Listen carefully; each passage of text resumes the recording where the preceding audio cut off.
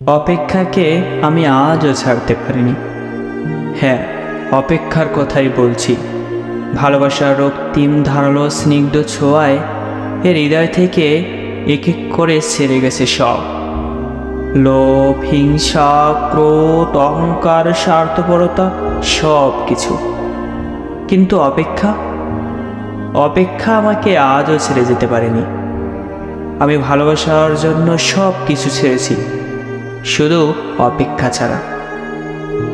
অপেক্ষাকে আমি আজও হৃদয়ের গহীনতম অংশে অবরুদ্ধ করে বেঁচে আছি। অনেকেই বলে অপেক্ষা হচ্ছে শুদ্ধতম ভালোবাসার প্রকাশ। ভালোবাসতে সবাই পারে, কিন্তু সবাই প্রিয়তমার জন্য অপেক্ষা করতে পারে না। আসলেই কি তাই? জানি না, তো হবে হয়তো। তবে অপেক্ষার কাছে আমি অনেক ঋণী।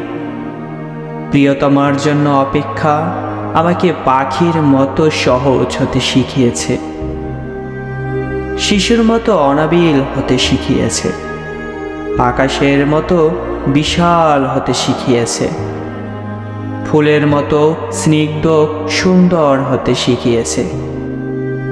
অপেক্ষা আমাকে সাগরের নীল জলরাশির মতো গভীর হতে শিখিয়েছে, প্রকৃতির মতো স্বচ্ছ হতে শিখিয়েছে, সোনালী সন্ধ্যার মায়াবী মৌনতার মতো নিবিড় হতে শিখিয়েছে।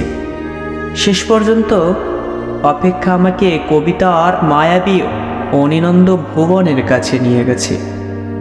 হৃদয়ের মধ্যে প্রতি মুহূর্তে অপেক্ষাকে পুষে রাখা কি কঠিন, অথচ আমি সেই কাজটি করে যাচ্ছি প্রতি মুহূর্তে কি নিদারুণ আনন্দের সাথে। আহ, অপেক্ষা, তুমি কত বেদনার্দ সুন্দর।